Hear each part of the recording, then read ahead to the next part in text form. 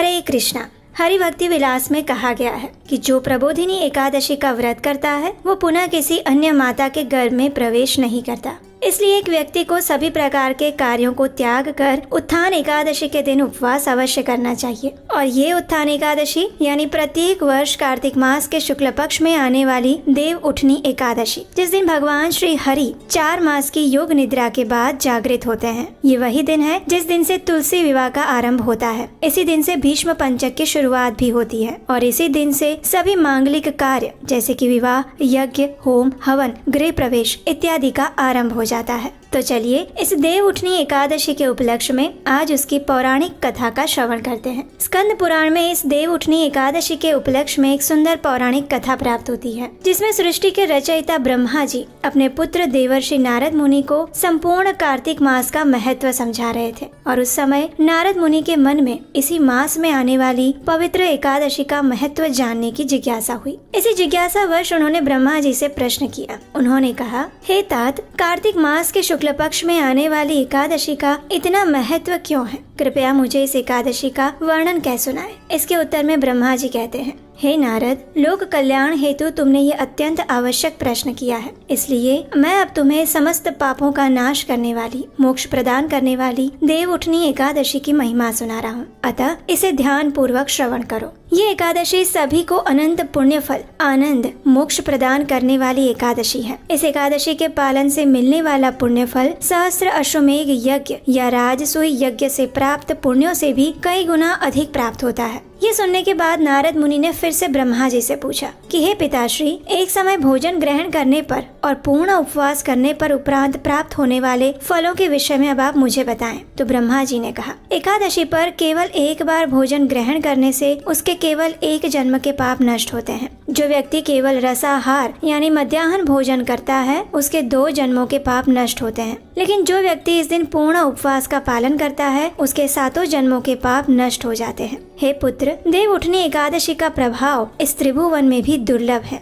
इस एकादशी के पालन से अक्षय फल की प्राप्ति होती है, जो हमारे इस जन्मों के साथ साथ हमारे आने वाले कई जन्मों तक साथ रहता है। इसके प्रभाव द्वारा मेरु पर्वत के समान अनंत पाप भी नष्ट हो जाते हैं। जो भी मनुष्य निश्चय और निष्ठा पूर्वक इस एकादशी का पालन करता है उसे 100 जन्मों के पाप से मुक्ति मिल जाती है। जो मनुष्य इस एकादशी के दिन उपवास करके रात्रि में जागरण करता है, हरि कीर्तन या हरि जप करता है, तो उसके साथ साथ उसकी भूत, भविष्य और वर्तमान की सभी पीढ़ियों का भी उद्धार हो जाता है। भले ही उसके पूर्वज रौरव नामक नर्क में यातना भुगत रहे हो, लेकिन फिर भी इस एक एकादशी का पालन करने से वो सभी नर्क की यातना से मुक्त हो सकते हैं। लेकिन अगर कोई व्यक्ति एकादशी के दिन व्यग्रता पूर्वक अन्न ग्रहण करता है तो उसके द्वारा की गई भगवान विष्णु की आराधना भी, जो भी पुण्य अर्जित किया गया था, वो सभी गुणों का नाश हो जाता है और उसका नर्क में पतन हो जाता है। यदि मनुष्य एकादशी के दिन भोजन करता है तो वो मनुष्य प्रत्येक ग्रास में पापों का भागीदार बनता है। एकादशी का पालन न करने से महातपस्वियों को भी अप्रलय नामक नरक में पच्यमान होना पड़ता है। घोर पापों से लिपटा हुआ मनुष्य भी अगर इस एकादशी का पालन कर ले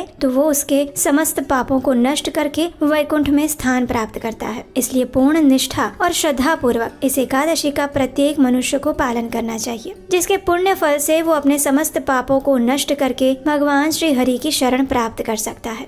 इस कथा को आगे सुनाते हुए ब्रह्मा जी कहते हैं, हे नारद, जो भी मनुष्य इस कार्तिक मास में भगवान श्री हरि विष्णु की पूजा और एकादशी व्रत का पालन नहीं करता है उसके सभी पुण्यों का क्षय हो जाता है, चाहे वो कितना ही दान, यज्ञ और धर्म कर ले। इसलिए प्रत्येक व्यक्ति को कार्तिक मास की इस एकादशी का पालन अवश्य करना चाहिए। कार्तिक मास में जो भी भगवान श्री हरि विष्णु के गुण और लीलाओं का श्रवण करता है उसे सहस्त्र गौदान करने का फल मिलता है। अब नारद मुनि ने फिर से उत्सुकता पूर्वक ब्रह्मा जी से पूछा, हे पितामह, एकादशी किस प्रकार करनी चाहिए? इसकी संपूर्ण विधि का वर्णन करें। तो इसका उत्तर देते हुए ब्रह्मा जी कहते हैं, हे नारद, इस दिन व्यक्ति को ब्रह्म मुहूर्त में उठकर स्नान करना चाहिए। कार्तिक स्नान का विशेष महत्व है। तन और मन को शुद्ध करने के बाद भगवान श्री हरि की पूजा करनी चाहिए। उनके अनेक नामों का जप करना चाहिए। साथ ही भगवान श्री हरि की लीलाओं का कथा श्रवण करके इस दिन संपूर्ण उपवास का पालन करना चाहिए। रात्रि के समय में भी भगवान श्री हरि की पूजा आराधना करते हुए जागरण करके सत्संग और कीर्तन में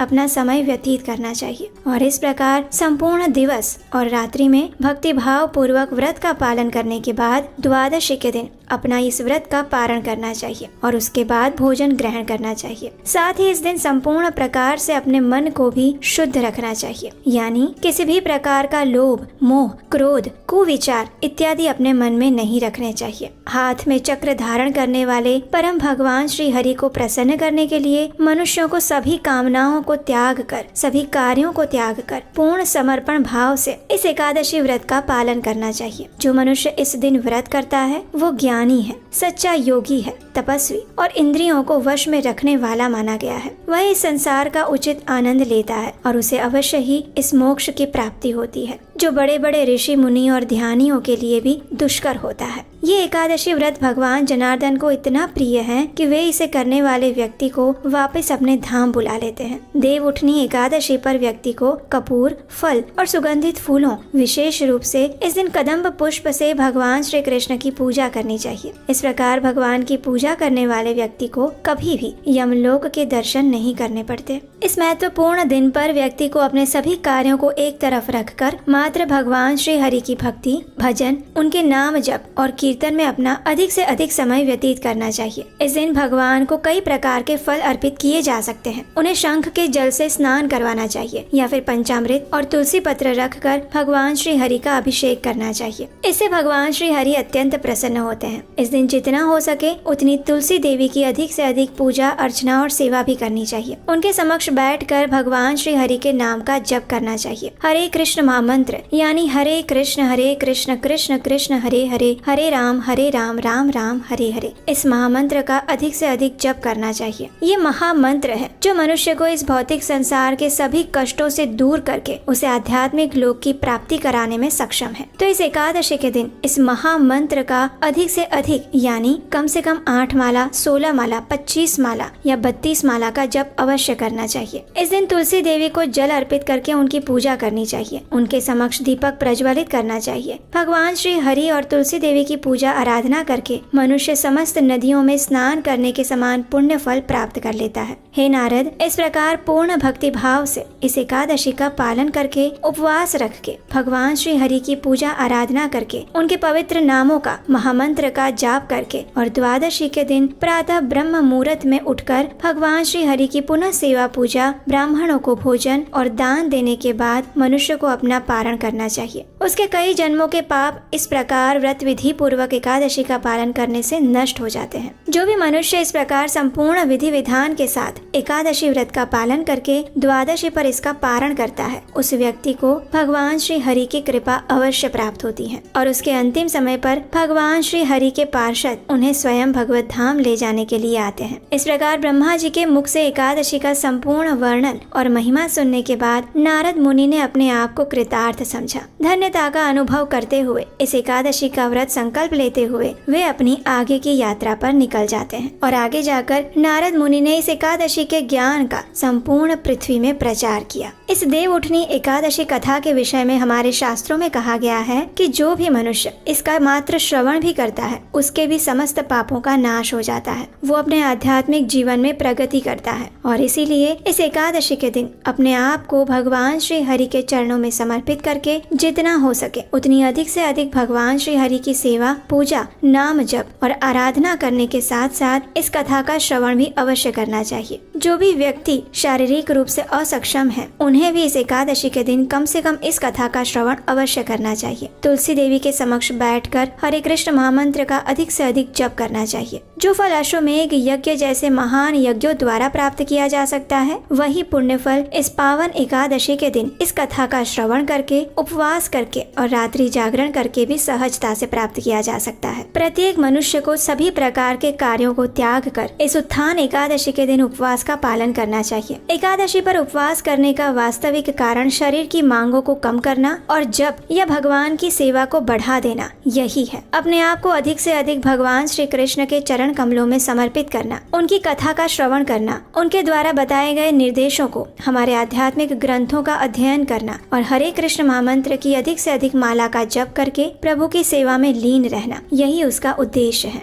इस दिन हमारी चेतना को भगवान श्री कृष्ण की भक्ति में लीन करके रखना चाहिए, जिससे हमारे तन और मन दोनों का शुद्धिकरण होता है। श्री चैतन्य महाप्रभु कहते हैं कि चंद्र की कलाओं की वृद्धि और क्षय से वनस्पति और प्राणियों के शरीर में स्थित अन्न रस की सत्व वृद्धि और सत्व क्षय का संबंध है। इस बात का वर्णन वेद आदि शास्त्रों में भी किया गया है। इन चीजों का उपवास से सीधा संबंध है, इसलिए किसी विशिष्ट तिथियों पर किए जाने वाले उपवास का हमारे आरोग्य के साथ भी प्रत्यक्ष संबंध देखा गया है। इस प्रकार शरीर में अनिष्ट परिणामों और जो रोग बीज उत्पन्न होते हैं, उससे हमारे शरीर की रक्षा के लिए भी हमारे शास्त्रों ने 15 दिन में एक बार यानी प्रत्येक एकादशी के दिन उपवास करने की सलाह दी है। तो इस प्रकार हम देख सकते हैं कि एकादशी का सिर्फ आध्यात्मिक ही नहीं, शारीरिक रूप से भी अत्यंत महत्व है। देवउठनी एकादशी वर्ष में आने वाली अत्यंत महत्वपूर्ण एकादशी है, इसलिए इस दिन अपने आप को ऐसे कार्यों से दूर रखना चाहिए जो हमारी भक्ति के लिए प्रतिकूल माने जाते हैं, जैसे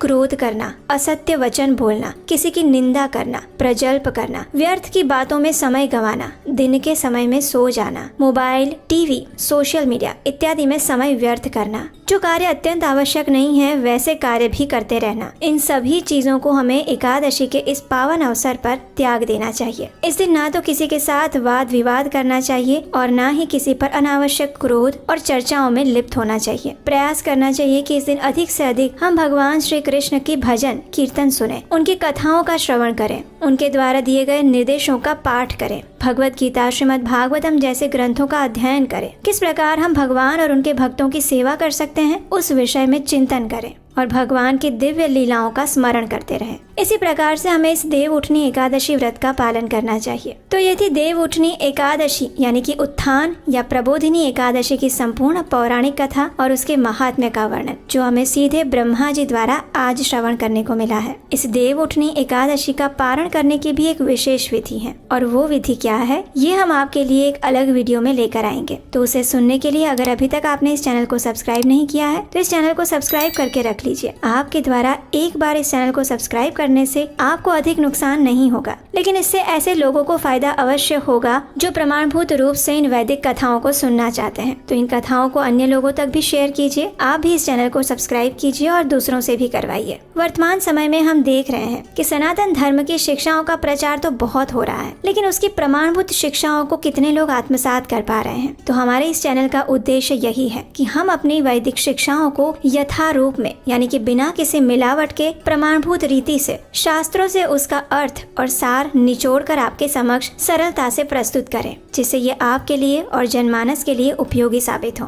तो चलिए इस दुर्लभ अवसर को खोने नहीं देते हैं। इसका अधिक से अधिक लाभ उठाते हुए इस देवउठनी एकादशी को अपने जीवन में अत्यंत महत्वपूर्ण स्थान देते हुए भगवान श्री कृष्ण नंद नंदन के श्री चरणों में अपनी चेतना, मन और शारीरिक कार्यों को समर्पित करते हैं। हरे कृष्णा।